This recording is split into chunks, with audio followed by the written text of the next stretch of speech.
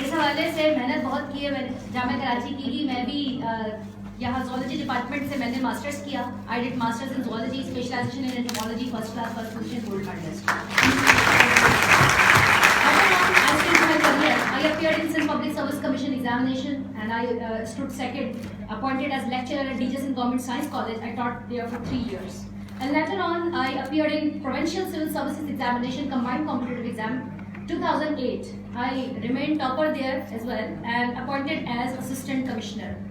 And later on, I did CSS, Central Superior Services Examination in 2010, and I appeared as first. Has been appointed as first ASP in the history of Karachi, because before 2006, women were not supposed to induct in police, DNG or foreign service. That was the pathetic situation in the country before 2006 Women Empowerment Act. तो जो women protection act आया उससे पहले कहा जाता था खवातीन women जो है वो पाकिस्तान का इमेज इंटरनेशनल एरिना पे पोर्ट्रे ही नहीं कर सकती। और 1970s और 80s में जो खवातीन ब्यूरोक्रेसी में आई और फॉरेन सर्विस में थी और पुलिस के अंदर उन्होंने फर्स्ट चॉइस रखी है, डिस्ट्रिक्ट मैनेजमेंट में उन्हें निकाल के जबरदस्ती इंडक्ट कर दिया गया इंडियन रेवेन्यू सर्विसेज में।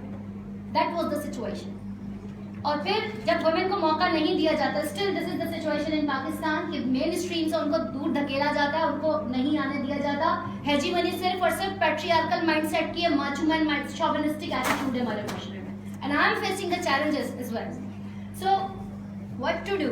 यूथ को चाहिए कि वो अपनी करियर, हमारे ये होते हैं इंटर करने के बाद सोचा जाता है कौन सा सब्जेक्ट है जिसका स्कोप ज्यादा है।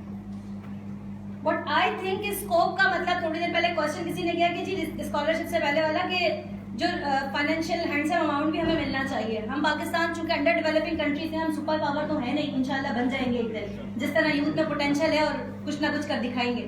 लेकिन राइट नाउ हमारी जो मोडस ऑपरेंडाई होना चाहिए या हमारी जो रुझान होना चाहिए पढ़ाई की तरफ, हम इंटर के बाद सोच बैठते हैं कि स्कोप जिस सब्जेक्ट का होगा उसमें जाएंगे। तो scope means risk. Scope to myself मैं समझती हूँ वो रिस्क है, और रिस्क का वादा अल्लाह ने किया। मौत और रिस्क इंसान को ढूंढती भी पहुंचती है। आप जहां कहीं होंगे दुनिया के किसी गोशे में कोने में बैठे होंगे, रिस्क आपको मिलेगा। तो इस चीज पे अंधा एतकाद रखें, ईमान रखें कि रिस्क देने वाली जात अल्लाह की और वो आपको देगी। अब स्कोप की जो जहां तक बात रही दुनियावी पर्सपेक्टिव में, तो वो ये है कि बेशक ब्रेड एंड बटर की जरूरत हर शख्स को है, लेकिन वहां जाइए जहां आपका माइंडसेट हो, आप कुछ सीखना चाहते हो, कुछ करना चाहते हो। ये नहीं कि आप फोटोग्राफर बनना चाहते हैं, जबरदस्ती आपको डॉक्टर का बच्चा पैदाइशी डॉक्टर ही बनेगा, इंजीनियर का बच्चा, ऐसा तो नहीं है ना। पैदाइशी तो कोई नहीं होता, दुनिया में आने के बाद ही आप किसी को रोल मॉडल चूज करते हैं। लेकिन हमने क्यों ये ट्रेंड बना लिया कि एक ईंट हटाएं तो 500 बीकॉम निकल आते हैं, पूरी सोसाइटी एमबीए कर रही है, पूरी सोसाइटी इंजीनियरिंग के पीछे हाथ धो के पड़ गई है। So we should not do that कि हम सारे के सारे बातें मार्केटिंग में बहुत ज्यादा आ गए, अब पीछे उसका भी स्कोप खत्म। एक एमबीए 18,000 की नौकरी करने को तैयार है कि मैंने फैमिली पालनी है, मुझे जितना भी आई एक्सेप्ट दिस अपॉर्चुनिटी। कहाँ वो ख्वाब सजाए होते हैं कि जी 4 लाख तनख्वाह मिलेगी, और कहाँ आकर वो 18,000 पे भी कॉम्प्रोमाइज करना पड़ता है। तो ख्वाब इंसान जरूर देखे, लेकिन उस ख्वाब की तकमील के लिए एफर्ट्स भी करे। सिर्फ ये नहीं कि डिग्री ले लेना, university is not the birth place कि आपको वो यहाँ से कुछ बना के कोई डिग्री कोई शेक्सपियर पैदा करके देगी या अब्दुल कदीर खान पैदा करके देगी। यूनिवर्सिटी ऐसी प्लेस, एक ऐसा प्लेटफॉर्म है जहाँ आपकी पर्सनैलिटी, आपकी स्किल्स पॉलिश होती है। जो सलाहियतें खुदादाद आपके अंदर छुपी हुई हैं, उन सलाहियतों को निखारने का नाम यूनिवर्सिटी है। तो यूनिवर्सिटी ऑफ कराची से जब मैंने गोल्ड मेडल लिया और यहाँ से जब मैं गई तो मुझे एक बड़ा वो था, कपून में एक शेल में थी कि पता नहीं क्या मेरी मार्केट में डिमांड होगी। तो पहली नौकरी मुझे 3,500 की, मास्टर्स गोल्ड मेडलिस्ट का ख्वाब ख्याल में था कि बाहर जाएंगे हाथों हाथ हमें नौकरी मिल जाएगी। कॉलेज में कोई कॉन्ट्रैक्ट पे लेने को तैयार नहीं था। एक स्कूल के अंदर नौकरी की, वहाँ पे 3,500 रुपए एक महीने की सैलरी मिली। तो I said okay, just for the learning experience I did that.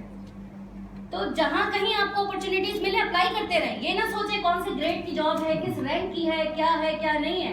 That will give you N exposure. आप अपनी जिंदगी का कीमती वक्त है, आप उसको जाया ना करें। And the best thing is to do time management. हमारी यूथ टाइम बहुत बर्बाद करती है। ओवरऑल इंसान की जिंदगी के अगर हम 60 साल लेते हैं, पाकिस्तान की एवरेज लाइफ 60 साल है। उस 60 सालों में से आधी जिंदगी हम सोते हुए गुजार देते हैं। 30 ईयर्स आपकी स्लीपिंग में चले गए। अब जो 30 ईयर्स है, कैलकुलेट कर लिया आपने 30 ईयर्स में क्या क्या करना है और कैसे करना है। 4 साल अपनी जिंदगी के आप सफर में गुजार देते हैं। स्टेशन पे बैठे हुए ट्रेन का वेट कर रहे हैं, एयरपोर्ट पे बैठे 3 घंटे इंटरनेशनल फ्लाइट का वेट कर रहे हैं, आने का जाने का। आप खुद एस्टिमेट एस्टिमेट करें अपनी जिंदगी के 4 साल आप खाने में गुजार देते हैं, रेस्टोरेंट में बैठे हुए, घर में बैठे, अभी खाना बन रहा है, अभी बना नहीं, आधा घंटा और लगेगा। इस तरह करते करते टोटल कैलकुलेशन करें, एवरेज 4 साल जिंदगी के खाने पीने में बर्बाद।